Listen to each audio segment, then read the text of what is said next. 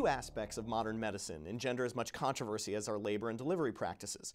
Rates of early induction of labor vary widely from country to country, even from hospital to hospital, and while some randomized trials have demonstrated that induction of labor prior to 40 weeks gestation might have favorable effects for infants with certain conditions, like large for gestational age, we really don't have much data on the effects of induction of labor during a normal pregnancy.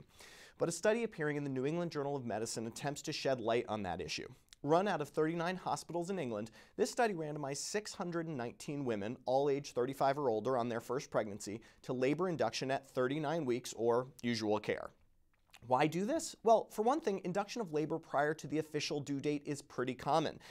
There is perhaps a quality of life argument to be made about having the ability to more or less choose when to deliver a baby.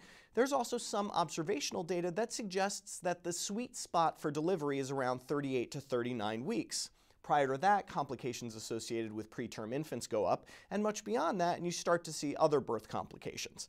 Now, this study was clearly too small to detect differences in rare outcomes like neonatal or maternal mortality, but there's been some concern that induction of labor might increase the rate of C-section. This study saw no such increase. The rate of C-section was 32% in the induction group and 33% in the usual care group, not statistically different. There were also no differences in rates of assisted vaginal delivery or NICU admissions, and every child in the study survived to hospital discharge.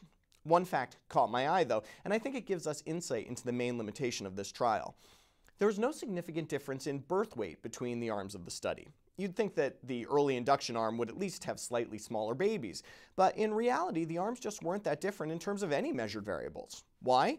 Well, there were women in the usual care arm who went into labor at 38 weeks. In fact, only 222 of the 305 women in the induction group got induction of labor prior to 40 weeks of gestation, as the protocol specified. This bias, which the authors half-jokingly describe as non-adherence, is due to the fact that randomization into the study could occur at any time from 36 to 40 weeks. If you wanted to really answer the question that the authors pose, you'd randomize everyone at 39 weeks. And if they were put in the early induction arm, induce them at or near the time of randomization. So we need to interpret this study not as saying that early induction is safe, but that a plan for early induction is safe. This is a subtle difference for sure, but an important one if you're discussing inducing a woman who has already hit the 39-week mark. Still, in my book, a small victory for patient autonomy is a victory nonetheless. For MedPage Today, I'm Perry Wilson.